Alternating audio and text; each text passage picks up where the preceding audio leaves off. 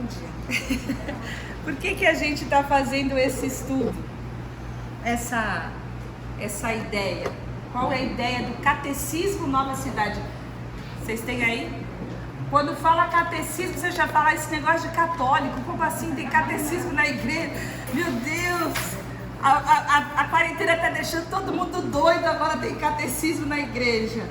E da onde vem essa palavra catecismo? Vem do catequem, que quer dizer explicar, falar oralmente, ensinar com a voz, de ter essa oportunidade de aprender através da troca das ideias, de alguma coisa que é muito importante.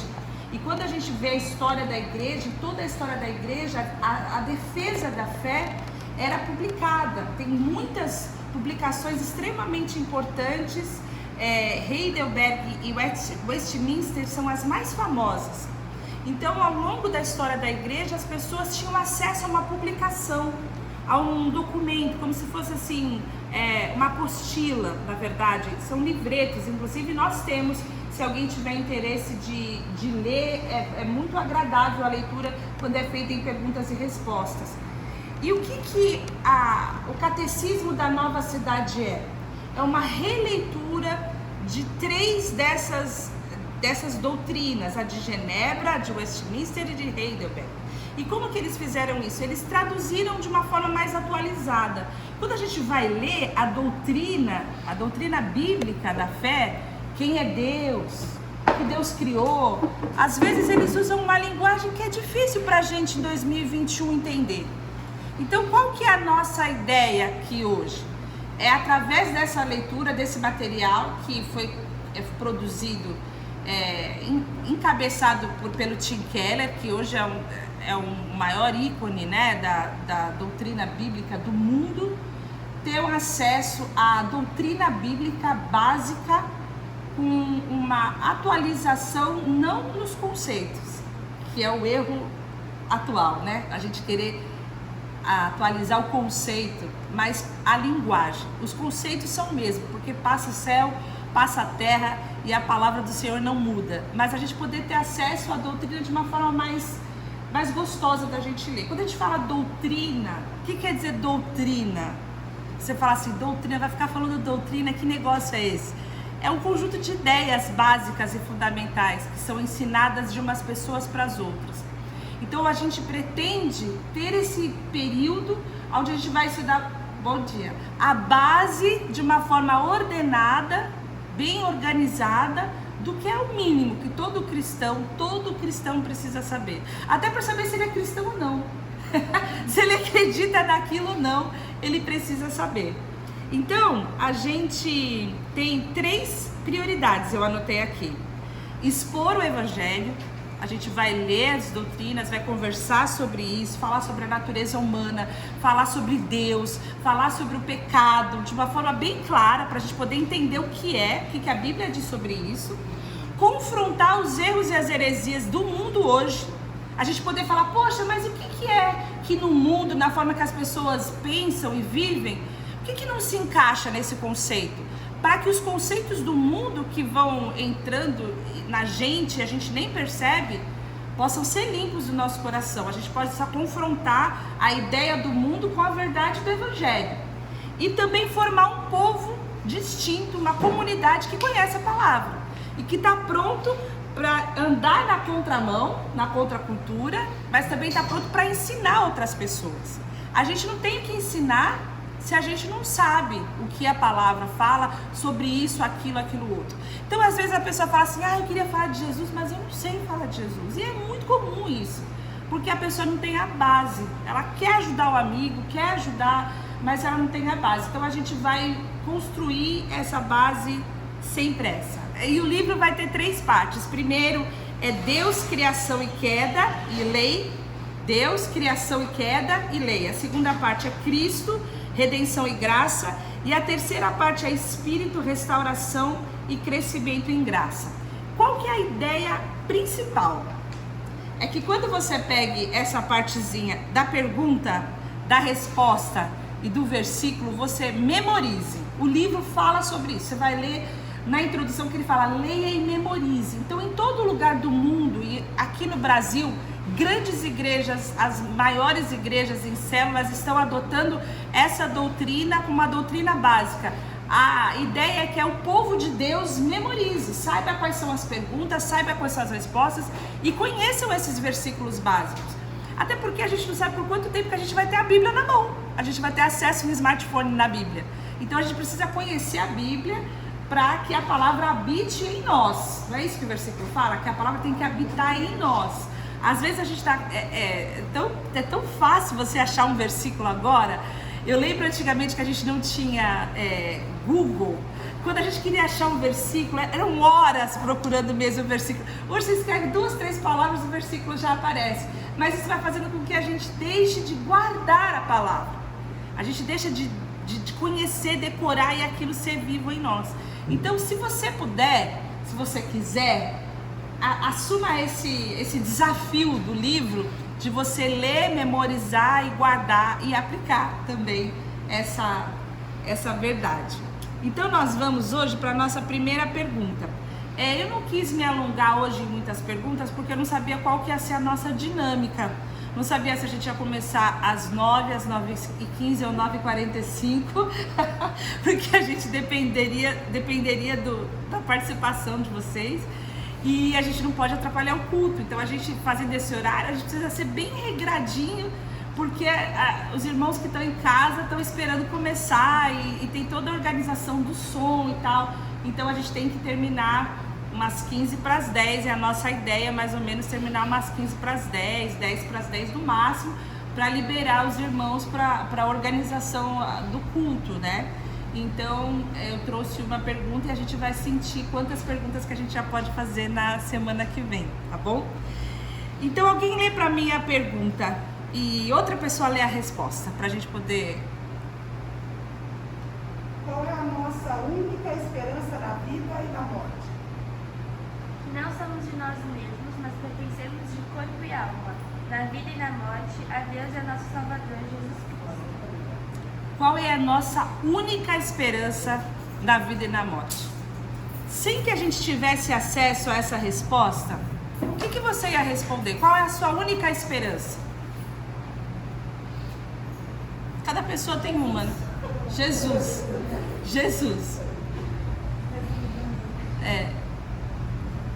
Mas, por exemplo, para quem tem alguém doente, a única esperança dela é que a pessoa saia do hospital. Não é isso que a gente viveu essa semana com a Tati? Nossa única esperança é que ela saísse ali da UTI, não é? Para quem está desempregado, a única esperança que a pessoa tem é arrumar um emprego. Para quem está sem dinheiro, às vezes é só um milagre, a única esperança. Não é? A vida da gente vai agregando ao longo dos nossos desafios muitas esperanças. E eu acho muito interessante que essa pergunta, ela coloca assim, qual é a única esperança? Qual é a única esperança? A única coisa que deve ser assim, onde a gente põe toda a nossa esperança, tanto na vida quanto na morte. A resposta fala que nós não somos de nós mesmos, mas pertencemos, nós somos, nosso corpo e a nossa alma, na vida ou na morte, nós somos de Deus e do nosso Senhor e Salvador Jesus Cristo. A nossa única esperança é que nós não somos de nós mesmos, mas nós pertencemos de corpo e alma, na vida e na morte, a Deus e ao nosso Senhor Jesus Cristo. E qual é a base? Da onde que se tirou essa ideia? Aí vem o versículo que a gente precisa entender, precisa saber que existe um versículo que fala sobre isso. E o versículo é de Romanos 14, versículos 7 e 8, que fala o seguinte: porque nenhum de nós vive para si e nenhum morre para si. Porque se vivemos, para o Senhor vivemos, e se morremos, para o Senhor morremos. De sorte que ou vivamos ou morramos, somos do Senhor. Meu pai cantava essa música, quem se lembra? Se vivemos, para o Senhor vivemos, e se morremos, para o Senhor morremos. Queira vivamos, queira morramos, somos do Senhor, somos do Senhor. Queira vivamos, queira morramos, somos do Senhor, somos do Senhor. Já decoraram o versículo de hoje, está decorado. A gente já tem o versículo decorado, a gente pode cantar ao longo do dia e a gente já ganha 2 versículos aqui. Essa é a nossa esperança, que nós não somos, não devemos viver para nós mesmos. E aí o nosso livro, ele tem uma coisa muito legal. Ele traz sempre 2 autores. Ele pega um das antigas, que nesse caso é o João Calvino, e o outro bem moderno, que é o Tim Keller, para comentar essa pergunta e essa resposta. Então, alguém vai ler para mim o que o João Calvino fala? Se nós, portanto, não somos de nós mesmos, mas do Senhor, está claro o equívoco que temos de evitar, e o rumo que devemos dar aos nossos atos na nossa vida. Não somos de nós mesmos. Não devemos permitir que a nossa razão ou as nossas vontades influenciem nossos planos e feitos. Não somos de nós mesmos. Não. É isso? Ele repete. Não somos de nós mesmos. Não devemos colocar isso como alvo para buscar o que nos é mais conveniente. Não somos de nós mesmos. Tanto quanto possível, devemos nos esquecer de nós mesmos e de tudo que é nosso. Somos de Deus, que a sabedoria e a sua sabedoria e a sua vontade, portanto, governem todos os nossos atos. Somos de Deus, assim, que todas as áreas da nossa vida lutem por Ele como nosso único alvo legítimo. Quanto este homem tem proveito, se ao aprender que não pertence a si mesmo, retire o domínio e o governo da sua própria nação para entregá-los totalmente a Deus. Quanto, de proveito ele tem? Pois consultar nosso interesse egoísta é a peste que leva mais efetivamente à nossa destruição, de modo que o único abrigo da salvação está em reconhecer que nada sabemos e nada queremos para nós mesmos, mas tão somente seguir o caminho de nosso Senhor. Vocês acharam difícil essa leitura? Não é do rococó? Não é difícil de estudar a Bíblia assim? Por isso que o povo desiste de estudar a Bíblia. Então, a gente vai pensar o que o João Calvino está falando aqui. A primeira coisa que ele está falando é: nós não somos de nós mesmos. Então, a gente tem que colocar tudo que é nosso em segundo plano. E isso é o nosso grande desafio. Porque até o momento em que a gente, por exemplo, amadurece o suficiente para entender a nossa utilidade e a serventia na vida de outras pessoas, uma mãe para um filho, um pai de família, um filho para um pai necessitado, um amigo para um outro grande amigo necessitado, se não houver uma situação como essa, via de regra, a gente vive para a gente mesmo. O homem vive para si mesmo, o homem vive, o homem, quando eu falo, as pessoas vivem para se alegrar, para ser feliz, para satisfazer os seus desejos, para conquistar os seus sonhos, para chegar nos lugares aonde ele objetiva. Então, quando a palavra de Deus fala, olha, é o seguinte, você não é de você mesmo, a sua vida tem que ter um outro objetivo que não seja o seu umbigo. A sua prioridade não pode ser você. Esquece tudo que é seu. Você deve ter uma outra prioridade da sua vida. E que prioridade é essa? É Jesus. É o Senhor. Você não pertence a você mesmo. Você é de Deus.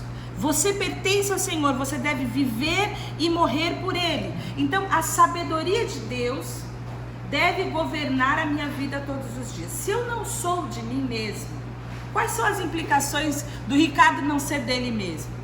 Quais são as implicações do Henrique, que está lá no cantinho, não ser dele mesmo? É que a vontade dele vai para o segundo lugar. Quando a gente não é da gente mesmo, a minha razão,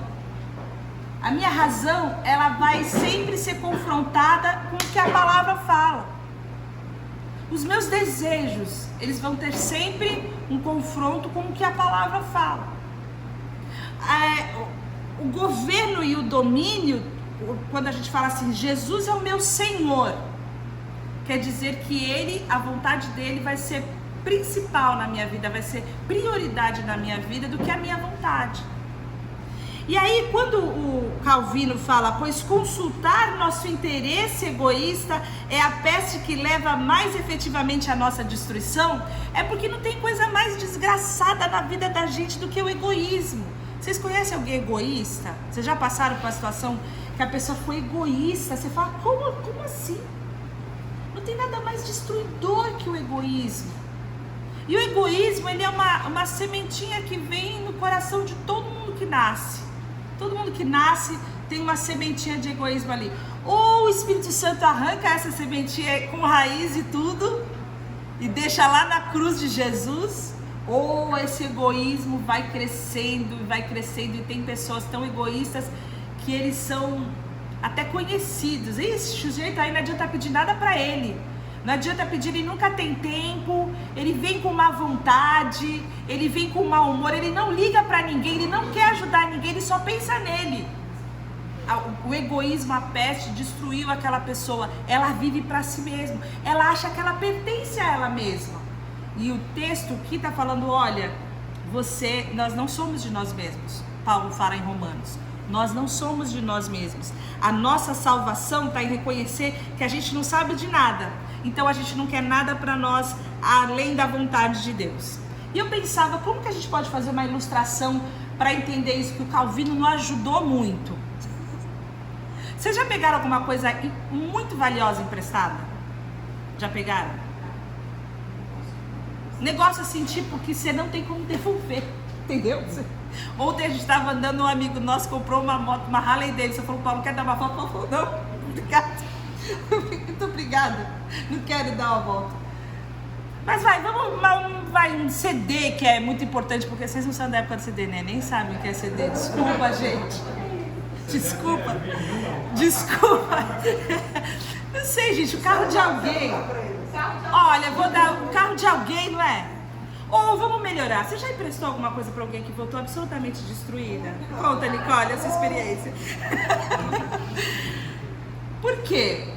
Porque a gente aprende, pelo menos os pais ensinam, olha, isso aqui é emprestado, você toma cuidado com isso aqui, não é assim? Ou então fala, não pegue nada emprestado, né? A minha irmã uma vez pegou uma bicicleta emprestada e foi roubada. Foi roubada. Ela nunca teve uma bicicleta, porque compraram uma nova para dar para uma outra pessoa. Então, o que eu falo com isso? Quando a gente tem uma coisa que é importante para alguém e a pessoa nos empresta, a gente cuida daquilo com o maior zelo, o maior carinho possível, porque a gente tem uma grande responsabilidade.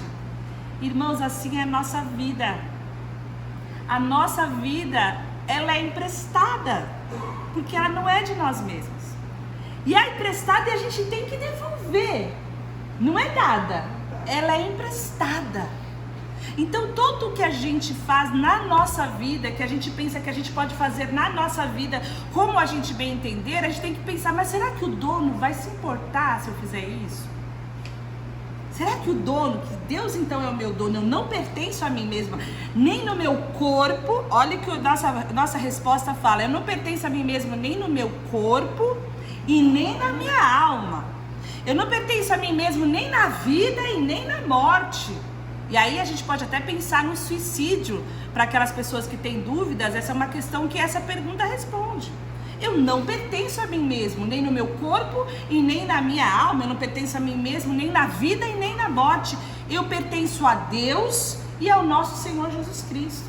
Então quando eu entendo que a minha vida é emprestada e que é muito valiosa, e a gente vai fechar quando pensar sobre como valiosa é a nossa vida, a gente tem que entender como a gente conduz a nossa vida. As coisas que a gente faz, as coisas que a gente fala, as coisas que a gente posta, o testemunho que a gente dá. A nossa vida deve em todo tempo, em todo lugar, expressar o nosso dono, que é o Senhor Jesus e o nosso Deus.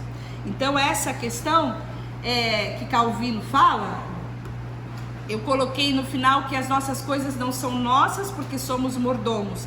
Devemos zelar pela nossa vida porque é de Jesus. Devemos zelar pelo nosso testemunho porque é de Jesus. E tudo que a gente fizer deve expressar Jesus. E aí a gente tem o Tim Keller. O que o Tim Keller faz? Quem vai ler pra gente? O que o Tim Keller fala sobre isso? Ai, tem passa pra ele. Bom dia. Passa pra ela.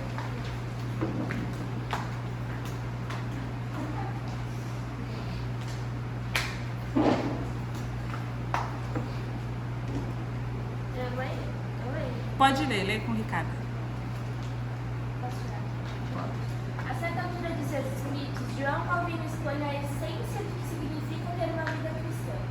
Ele diz que poderia fazer uma lista de mandamentos que devemos guardar ou de todas as características de que deveríamos demonstrar. Mas em vez disso, quis ater-se ao motivo e ao princípio básico do que significa ter uma vida cristã. O motivo básico é que Deus enviou seu Filho para nos salvar pela graça e nos adotar em sua família. Agora, por causa dessa graça, em agradecimento, queremos ser semelhantes ao nosso Pai. Desejamos a semelhança familiar. Queremos ser como nosso Salvador. Desejamos agradar ao nosso Pai. O princípio básico, então, é o seguinte: não vivemos para agradar a nós mesmos. Não podemos viver como se pertencêssemos a nós mesmos. Isso significa várias coisas. Primeiro, que não determinamos para nós o que é certo ou errado. Entregamos o direito de determinar isso e dependemos totalmente da palavra de Deus. Também abrimos mão do princípio operante, que em geral empregamos na vida cotidiana. Deixamos de nos colocar em primeiro lugar e sempre colocamos nesse patamar o que agrada a Deus e ama seu próximo. Significa também que não temos nenhuma parte da vida que seja imune à entrega de si mesmo. Devemos entregar-nos inteiramente a Ele, de corpo e alma. Isso quer dizer que confiamos em Deus nas alegrias e nas provações, nos tempos bons e nos tempos ruins, na vida e na morte. Como se relacionam esse motivo e esse princípio? Como somos salvos pela graça, não pertencemos a nós mesmos. Certa vez uma mulher me disse: se eu soubesse que era salva pelo que eu fazia, se eu contribuísse para a minha salvação, Deus não poderia pedir nada de mim, porque eu teria dado a minha contribuição. Mas se fui salva pela graça, por pura graça, então não existe nada que Ele não possa pedir de mim. É isso mesmo. Você não pertence a si mesmo. Foi comprado por alto preço. Há alguns anos ouvi um pregador cristão dizer: como é possível lidar com alguém que se entregou totalmente a você, sem se entregar totalmente a Ele? Jesus se entregou totalmente por nós. Agora nós também devemos nos entregar totalmente a Ele. Melhorou, né? A gente lê, já entende o que o Tim, nosso querido Tim, está querendo falar pra gente. Quando a gente pensa na primeira pergunta, que é: qual é a nossa única esperança na vida e na morte?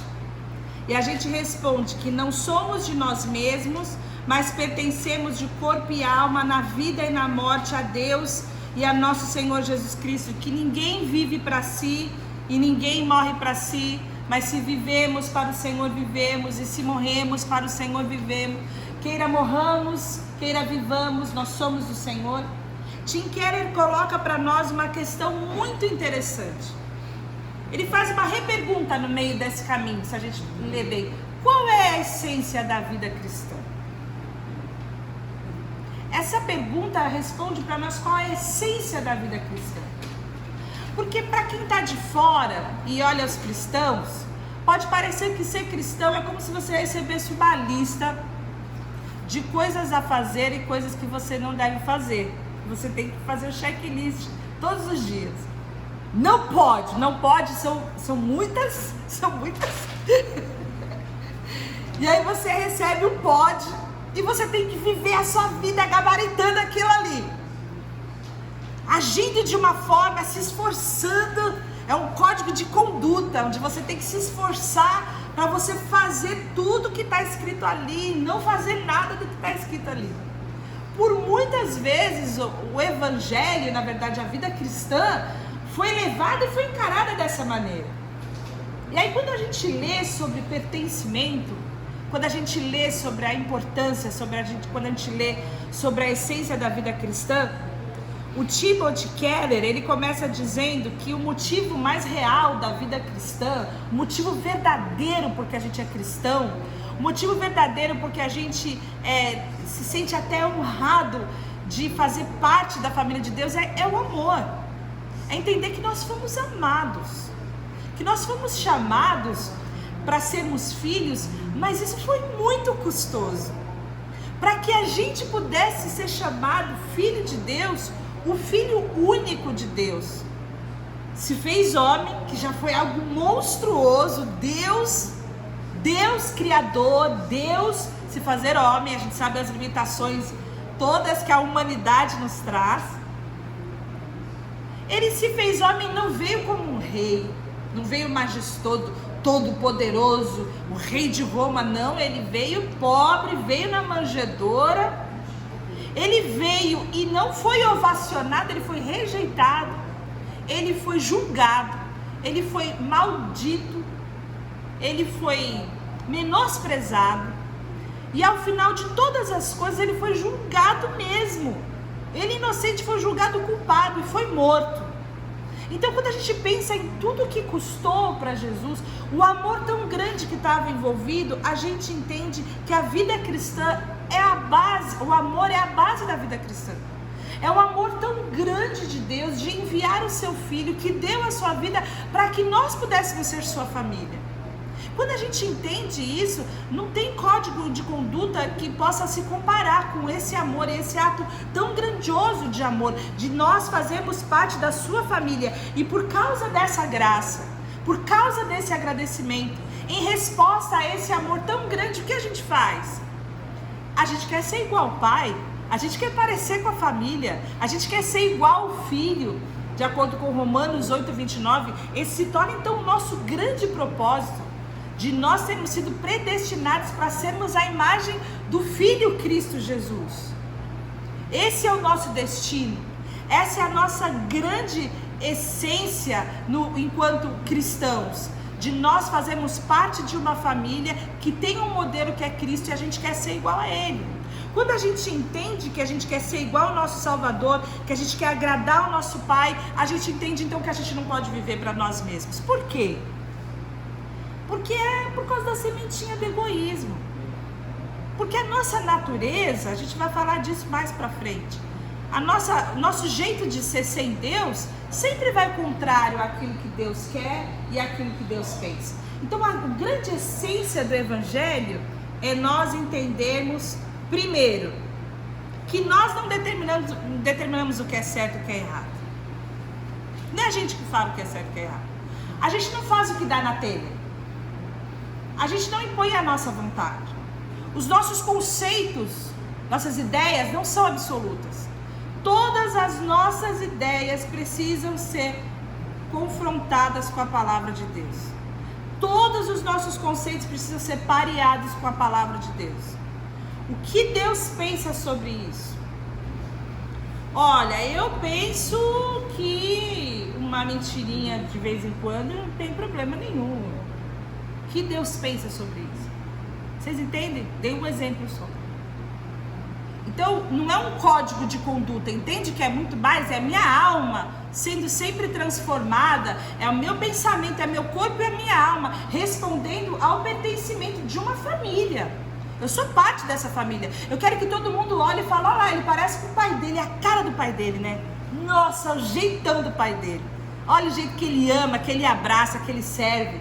Olha lá, ele tirou a camisa para dar pro cara que estava sem, igual o pai dele fez isso. Vocês entendem? É muito mais do que você fazer algo como se fosse só algo mecânico. É você permitir que a sua alma seja sempre confrontada. Então não é o certo e o errado. O que é o certo, o que é errado? É o que a palavra diz. O que a palavra diz é o certo. E tomara sempre que a gente esteja certo, pensando com a mente de Cristo de acordo com a palavra. Segunda coisa, nós não podemos nos colocar em primeiro lugar na nossa vida. A gente já falou um pouco sobre isso. O Tim Keller reitera aqui. A nossa prioridade é agradar a Deus. A nossa prioridade é amar o próximo.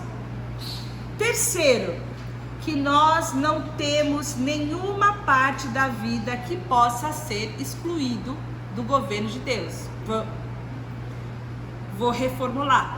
Não pode ter nenhuma partezinha da minha vida que eu falo assim, aqui Deus não entra. Como se nossa vida fosse uma casa. E aí chegou uma visita, e você pega toda a tralha da sala assim, joga no quarto e fecha a porta. Sabe? Não pode ter quarto assim, gaveta da bagunça. Só na minha casa tem gaveta da bagunça, aquela gavetinha assim do lado da cama, assim. Sabe aquele lugar que ninguém pode abrir? Não pode ter esse lugar na nossa casa. Entendem se eu falar assim, ficar mais fácil? Toda a nossa vida deve ser um lugar onde Jesus pode falar. Porque às vezes a gente guarda ressentimento das pessoas, ódio das pessoas. Aí você fala, mas aqui Jesus, não vem com essa história não, que Jesus de perdão, não vem com isso não, que você não sabe o que o cara me fez. Você está fechando a porta, deixando a sujeira lá dentro, entendeu? Não dá para conviver com essa pessoa. Você está fechando a porta, deixando a sujeira lá dentro. Não pode ter nenhuma área da nossa vida aonde o governo de Deus, a vontade de Deus, a palavra de Deus não tem acesso, não tem ação. Por quê? Porque nós não pertencemos a nós mesmos, nem no nosso corpo, e nem na nossa alma, nem na nossa vida, e nem na nossa morte. Então, a terceira coisa é que todo o nosso corpo, nosso intelecto, nossos sentimentos, nossos planos, nossos sonhos, tudo deve estar debaixo da vontade de Deus, no tempo bom, nos dias bons e nos dias ruins. Nos dias ruins também. Nos dias que a gente pensa que às vezes Deus se esqueceu da gente, que não é possível que tudo isso está acontecendo, a gente entender que Ele é o nosso Senhor e Ele cuida de nós. Nós confiamos em Deus nas alegrias e nas provações, nos tempos bons, nos tempos ruins, na vida e na morte. Devemos nos entregar totalmente a Ele, porque Ele se entregou por nós. E aí eu quero que vocês entendam um conceito de graça, embora a gente vá falar muito sobre isso aqui. E eu vou ler um versículo que vai ajudar vocês a entenderem o porquê que a gente não vive pra gente mesmo. Por que a gente não deve viver pra gente mesmo. 2 Coríntios 5,15, eu amo esse versículo. Depois, se vocês quiserem, eu mando pra vocês quando eu mandar o PDF, eu mando o versículo. Ele morreu por todos, para que os que vivem não vivam mais para si mesmos, mas para aquele que por eles morreu e ressuscitou. Eu vou ler de novo. Ele morreu por todos, para os que vivem, não vivam mais para si, mas para aquele que por eles morreu e ressuscitou. Quando a gente fala, nós não somos de nós mesmos, por quê? Porque nós fomos comprados por um precioso sangue. Você não é de você mesmo porque você foi comprado. Você estava na fila ali para ser executado, para tomar um... Estava na fila. E o Senhor veio e falou assim, não, dá aqui ele, não vai. Mas você não tem como pagar. Como assim não tem como pagar? Não, ele está condenado. Então pega o meu filho e dá o tiro na cabeça do meu filho e dá ele aqui para mim que ele vai ser salvo. Foi exatamente o que isso fez. Deus fez, só que não era um tiro, era a cruz. Jesus se colocou na fila da condenação para que nós saíssemos da fila. Aí você pergunta assim, quanto isso custou para mim? Quanto custou para a gente sair da fila? Nada. Não custou nada. Custou alguma coisa para você? Você fala, custou. Que as coisas que eu tenho que deixar de fazer e que eu gosto de fazer é tudo muito difícil. As coisas que eu tenho que fazer e que eu não gostaria de fazer por causa dessa coisa é muito difícil, é muito custoso. Aí eu vou dizer para você, não tem nada que você possa fazer ou deixar de fazer que pudesse garantir para você a vida. Porque não é por obras. Não é por nada de bom que a gente faça, que a gente poderia se salvar. Não, a gente já estava na fila. A gente estava na fila. Quando o pai falou, pega o meu filho, leva o meu filho, pendura o meu filho na cruz, mas dá ele para cá para ele ser salvo. Quando a gente entende isso, essa substituição, que a gente saiu da fila e Jesus entrou na fila no nosso lugar, a gente entende por que a gente tem um dono. Porque a gente entende quanto custou. Quanto custou para o pai, quanto custou para o filho. E como isso não custou nada para a gente, isso é graça. Então, quando o texto fala, ele morreu por todos, para que os que vivem não vivam mais para si, mas para aquele que por eles morreu e ressuscitou, Isso quer dizer que Jesus se deu totalmente. O Tim Keller usa essa expressão com uma senhora falando, depois vocês leiam de novo o texto. Poxa, se eu tivesse participado com alguma coisa, mas eu não participei com nada. E o outro sujeito fala para ele, mas se Deus se deu totalmente, como eu posso segurar alguma coisa para ser minha? Por exemplo, o meu tempo, não é? A gente fala, é o meu tempo.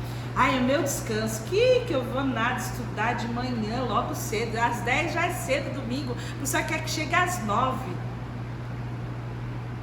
É meu tempo, é meu descanso. Quando a gente separa, e eu estou sempre exemplificando, tá?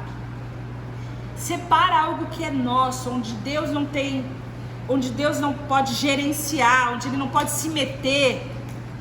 A gente não tem esse conceito, que é o primeiro de todos do cristão, da essência do cristão, de que nós não somos de nós mesmos. Quando a gente lembra da fila, qual é a nossa resposta então a esse amor tão grande que nos tirou da fila? É nós nos entregarmos, é nós entendermos que nós não pertencemos a nós mesmos, que agora a gente tem um dono. E Ele fez de nós seus filhos. Esse dono fez de nós aqueles que vão reinar com Ele, que são co-herdeiros com Cristo. E quando nós entendemos isso, é que nós podemos entender que essa é a nossa única esperança. Aí nós voltamos no cerne da nossa pergunta: qual é a nossa única esperança?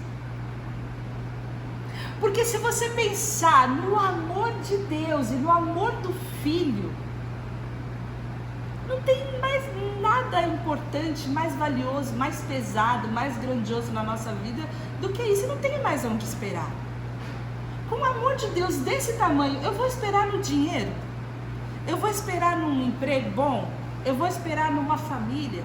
Eu vou esperar em coisas que podem acabar, que podem me destruir? Eu vou ter a minha esperança em coisas que desagradam a Deus, por exemplo? Não, a minha esperança, a minha única.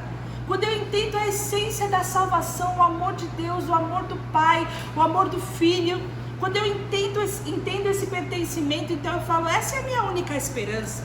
É a minha esperança nessa vida, e a minha esperança para além dessa vida, é a minha esperança também na morte. É entender que Ele cuida de nós. Ele cuida de nós, e essa é a nossa esperança, saber que Ele cuida de nós em todos os detalhes da nossa vida. Esse é o amor dele. O amor dele gera entrega. Gera entrega. Talvez esse seja o conceito que há muitos anos atrás, vocês acho que não são dessa época, os mais novos. Daqui para cá entende, daqui para cá não entende. Que a gente já era chamado para se entregar para Jesus. Vocês lembram disso? Era assim, quando você tinha noção do tamanho desse amor, o pastor falava assim, quem quer se entregar para Jesus? Ia todo mundo lá na frente, até quem já tinha se entregado queria se entregar de novo. Porque na verdade a resposta é essa entrega. Esse aqui é o conceito. Acho que eu só entendi isso agora, recentemente. Porque você não tem o que fazer, senão você se entregar os seus planos, entregar seus sonhos, entregar sua vontade, entregar seus pensamentos, para que em toda a sua vida Deus possa agir, Deus possa atuar. E aí eu pergunto para vocês assim, porque em 2 minutos, em que vocês acham que isso muda o modo do mundo pensar? Como que o mundo pensa diferente disso daqui? E quando a gente lê a palavra e tem essa visão de que nós não somos de nós mesmos, que nós pertencemos ao Senhor e essa é a nossa única esperança, o que o mundo pensa diferente disso? O mundo é egoísta, ele só pensa nele mesmo. Fala mais alto para os seus ouvidos. O mundo, ele é egoísta, ele vai dizer que você tem que fazer o que você tem que fazer, o que você tiver vontade de fazer, acreditar no que você quiser acreditar, essas coisas. Só que Deus, a gente servindo a Ele, a gente dá essa escolha para Ele, a gente entrega a nossa vida para Ele e Ele age como Ele quiser. A gente tem que, aquele João 3,30, né? Que Ele cresça e a gente diminua. Então a gente tem que estar está num nível abaixo de Deus, ele tem que estar acima. E no mundo não é assim, a gente está acima e aí Deus é só um dia na semana que a gente vai na igreja e tal. Mas aí tem a diferença da relação com Deus e... entendeu? E aí você é um louco. É. Quem mais? Vocês ouviram o que ele falou? Aí você é um louco. O casal. Quem mais? Eles traduzem isso como liberdade. Liberdade. É verdade. Liberdade de correr de Deus, né? Ao invés de correr para Deus, corre de Deus. Tudo faço. Você pode fazer o que você quiser na hora que você quiser. Isso é felicidade. Sim, sim. Ser livre. Que mais? Na verdade, ninguém é livre, porque se ele não é livre, se ele é livre para não correr para Deus, ele vai correr para outro lado. Liberdade, ninguém tem para nada. Porque se ele não está servindo ao Senhor, ele está servindo a outro. Ele está sempre servindo. Então, essa coisa da liberdade, pode tirar fora. A única liberdade é o livre-arbítrio que Deus nos deu. Escolhê-lo ou não. Mas se você não escolhe, você está escolhendo o outro. E continua não tendo liberdade. Que mais? É que eu acho que eu posso discordar. Pode? Por favor.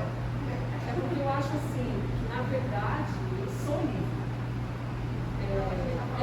Não, eu entendo, mas assim, quando a gente, eu pelo menos eu entendo assim, quando eu olho para Deus e entendo que eu sou prisioneira dele, eu não entendo a cruz, então, sabe? Assim, o meu conceito, eu entendo assim, eu sou livre, mas livre para fazer a vontade de Deus, entende? Porque na verdade, as pessoas acham que fazer a vontade de Deus é um custo, e não é. Se as pessoas pararem para pensar, aí o que o mundo entende? Quando que foi o que você pregou da paz. Então, assim, as pessoas não conseguem entender por que a gente louva, por que a gente canta, por que a gente olha para o céu e admira tudo que Deus fez. Nos dias como esse, por exemplo, em que as notícias são sempre ruins, as pessoas elas estão presas nisso. Eu não estou presa nisso, a minha vida não se resume na desgraça da pandemia. Minha vida se resume a Cristo. Quando minha vida se resume a Cristo, a pandemia é triste, mas ela não me amarra, ela não me aprisiona, ela não me pesa nos ombros. Porque eu entendo que isso já foi com Cristo. Então, assim, eu sou livre disso. Então, as pessoas que estão no mundo, elas nem imaginam quanto elas são amarradas, quanto elas são prisioneiras, principalmente disso. Eu sou livre. Elas estão prisioneiras, porque quando ela olha para uma notícia como essa da pandemia, por exemplo, que é o que mais a gente está vendo, elas ficam presas nessa angústia, nesse medo, sabe? E não que a gente não olhe para tudo isso com receio, com cuidado, né, com respeito. Eu não desrespeito a pandemia, esse potencial que o vírus tem de matar, por exemplo. Mas quando eu olho para isso, eu entendo que o viver é Cristo e o viver é lucro. E aí eu fico em paz, sabe? Então as pessoas não conseguem entender, elas falam, como assim? Tudo isso, Mas você tá feliz, isso né? é por não conhecer a vontade de Deus. Exatamente. Porque a vontade de Deus é boa, a vontade de Deus é perfeita e agradável. E Deus, os planos de Deus, são planos de bem, planos de paz. E o plano para a gente conseguir aquilo que a gente quer. Olha o que o versículo fala. Mas eu não entendi a divergência do que foi falado. Eu entendi, é que eu entendi do jeito que a Rô falou, assim, desculpa, entendendo a interpretação. Porque é uma questão de interpretação, gente. Ela falou, cada um aqui interpretou de um jeito. Interpretando o que a Rô falou, eu entendi assim, que na verdade não existe liberdade, nem em Cristo, nem fora dele. Assim. Se você não serve a Deus, você serve ao outro, de qualquer maneira você serve, de qualquer maneira você está aprisionado. Foi isso que eu entendi, tá, Rô? Se foi isso outra coisa que você quis dizer, me corrija, mas assim, foi isso que eu entendi. E eu entendo que, na verdade, é liberdade. Verdade Não é ser prisioneiro, é ser servo. É. Acho que ela quis dizer que a gente é livre para escolher, para ser servo. A Sim. gente escolhe ser livre. Então essa vontade de Deus que é boa, que é perfeita, que é agradável, deve ser o nosso norte, deve ser nosso guia, deve ser a luz do nosso caminho, né? O pecado é a escuridão do nosso caminho, são as trevas do nosso caminho, e a palavra de Deus e a vontade de Deus é a luz do nosso caminho. Devem fazer com que viver para Jesus, viver com esse senso de pertencimento, porque viver para Jesus, eu não vivo para mim mesmo. Leiam depois de novo Romanos, você não vive para si mesmo, você vive para Jesus.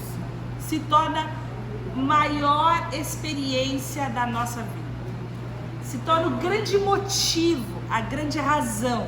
E o texto, a nossa pergunta fala a nossa única esperança, tanto na vida quanto na morte. Isso é muito maravilhoso, entender esse conceito da vontade de Deus, da bondade de Deus, do amor de Deus, de conhecer mais a Jesus, e é isso que a gente pretende fazer. A gente termina sempre, todo o texto vai terminar com uma oração, nossas perguntas.